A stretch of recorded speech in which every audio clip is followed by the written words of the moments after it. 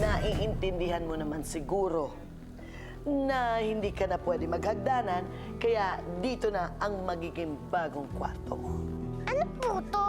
Pang-spray mo kay Loli pag lumapit sa'yo. Yung babaeng kumakausap sa akin sa kampo. Kaya pala, kilala niya ako eh. Ito siya oh. Si Precious?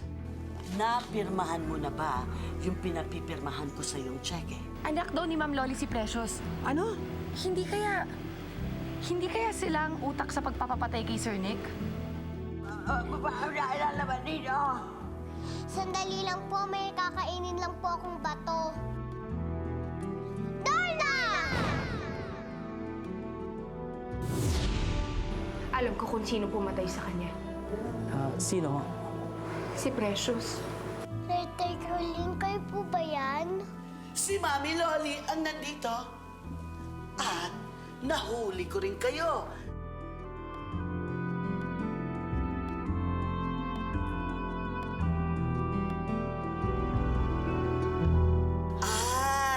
Gusto mo nang pirmahan ng cheque ngayon?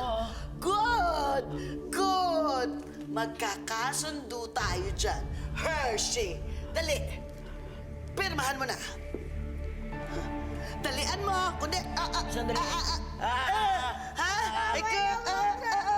Bakit ka umiiyak? Sige, sige ba? Pirma ng marami. Isang kurot, isang cheque. Isang kurot, isang cheque. Sige, galing! Marami na po yan. Yun naman pala eh. Pipirma din pala eh, no? Nagpahirapan pa tayo eh, no? Hindi po. Pinahirapan niyo pa mga sarili ninyo eh. Ha? Doon!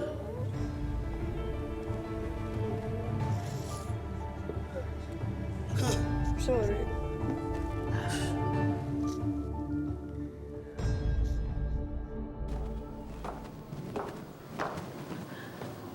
Precious, ano yan? Ano pa? Eh, di gamit ko. Teka, asa na ba sila? Lev! Inday! Precious, yung gamit... Precious. Anak, umalis ka na habang may oras pa. Sige na. Teka, bakit mo ako pinapaalis? Dahil na naman ba kay Nick? Please, umalis ka na. Habang may oras pa, umalis ka na. Darating yung mga pulis. Sige na.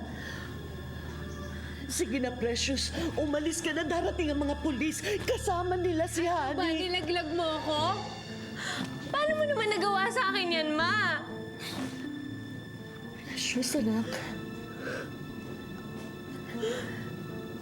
Sanay ka sa buhay na patago-tago. Ang mga kapatid mo hindi. Gawin mo ito para sa kanila. Please. Ano mang klase kang ina? Bakit ganyan ka sa akin? Ni minsan hindi mo naisip yung kapakanan ko. Anak mo rin ako, di ba?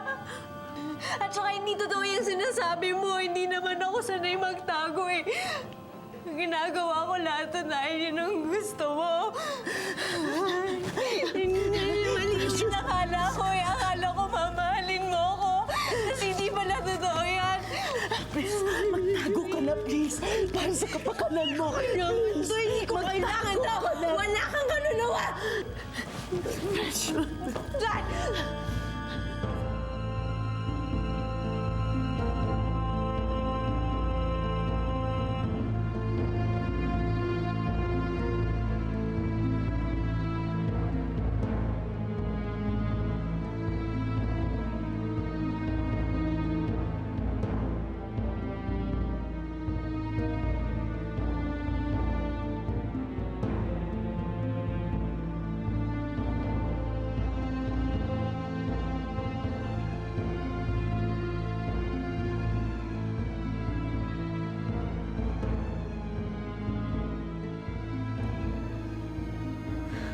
Humanda kayo sa akin lahat. Babayad kayo.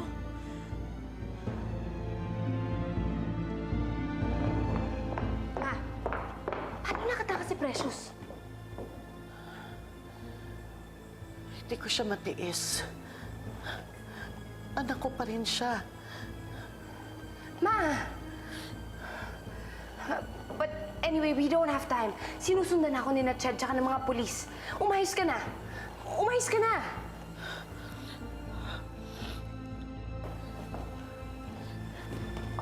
Kayong dalawa, wala kayong narinig. Naiintindihan nyo?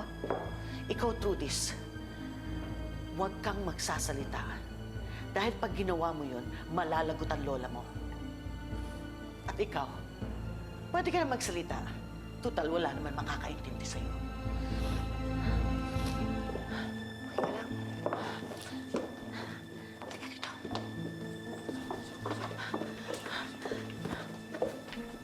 Ched! Ched! Mabuti na lang dumating ang mga pulis. Si Precious, sinasaktan si Trudis.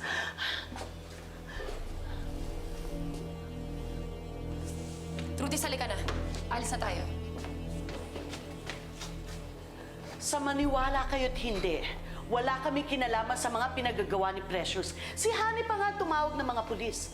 At itinaya namin ang aming mga kaligtasan. Talaga? Kung ganon, salamat. Una na kami. Halika na. Tita Ched, sama po natin si Granny Hershey. Eh, hindi po pwede. Dito siya nakatira. Huwag ka mag-alala, kami ang mag-aalaga sa kanya. Pwede po ba siyang pumunta sa kasal? Ako lang po kasi nakakaintindi sa kanya eh. Mabuti pa imbitahan na lang po namin si Ma'am Hershey sa kasal namin ni Ronnie bukas. Pwede naman, di ba? Oo naman, kung pwede rin kayo, pumunta na rin kayo kasi mas marami, mas masaya. Maraming salamat, Ronnie. Pero, hindi kami makakapangako. Susubukan namin pumunta. Granny Hershey, bukas magkikita tayo.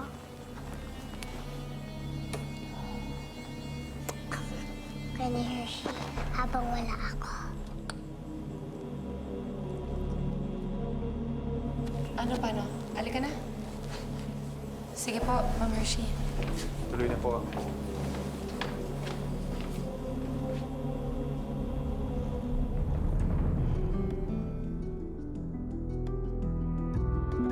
Babalitaan na lang daw ho tayo kapag nahuli na raw si Precious. Eh si Trudis, ligtas naman ba siya? Okay lang si Trudis dahil hinatid na namin siya kina Chet. Pero hindi ako matatahimik hanggat hindi ko nakakausap si Trudis eh. Sige ho. Tawagan ho natin si Trudis.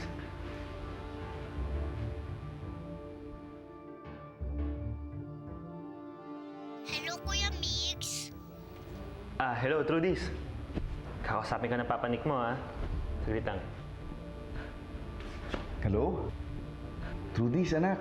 Papa, miss ko na po kayo. Pupunta ba po kayo sa kasal bukas? Hindi ko alam anak eh, kasi baka delikado pa. O, kamusta ka naman? Balita ko, pumunta ka raw sa bahay natin. Kamusta naman si Lola Hershey mo? Trudis? Trudis? Trudis, anak? Bakit ba ayaw mo akong sagutin? Wala na po siya. Nasa wheelchair na po siya.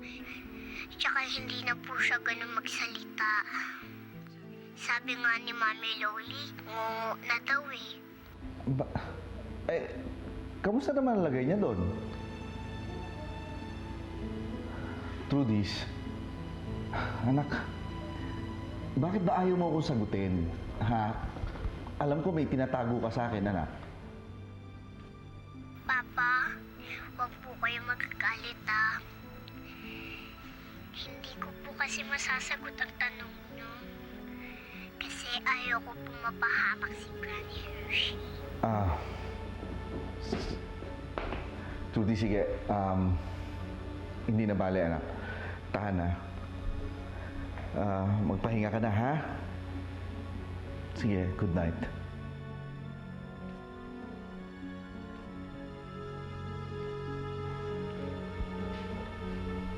Salamat. Sir, May problema ho ba? Wala. Wala, Migs.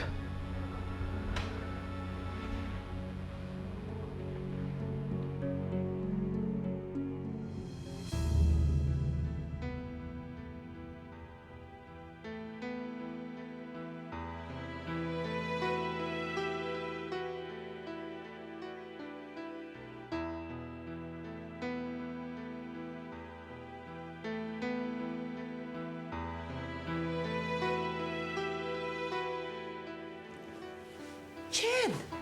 Sus Mariosep, bakit hindi ka pa bihis? Baka mahuli tayo. Sige na, bihis na. Opo. At isa pa naman tong batang ito. Tulog pa. Ano kaya ito? Hello! Tumatawa naman. Halika na. Ngayon ang big day. Halika na. Gising na. Ah!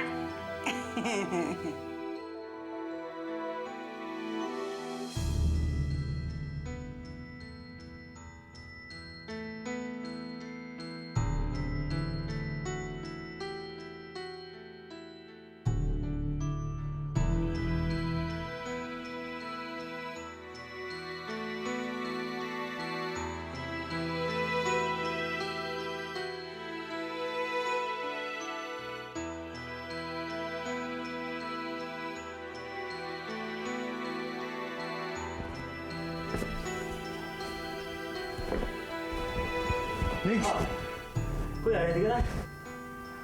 hindi ko makita yung sing-sing eh. Ito, oh. Di ba pinatago mo sa akin? Kalimutan ko. Salamat. Kinabahan ako dun ah. Kuya, alam kong mahal mo si Ched. Kaya, ikaw nang bahala sa kanya. Alam mo, Migs, sana bumalik yung dating samahan natin. Kahit mag-asawa na kami ni Chad. Darating din yung tamang panahon doon, Kuya. Pero syempre, hindi ganun kadali yun. Bigyan mo ako ng konting panahon. Kapag naayos ng lahat ng to, alis na muna ako siguro. Para makalimot. Naintindihan ko. Pero alam mo, masaya ako. Sa'yo napunta si Chen. Alam ko, ituturing mo siyang prinsesa. Tayo niyo ako, sasama ako. Hindi niyo ako pwedeng itago habang buhay. Kailangan ako ni Trudis.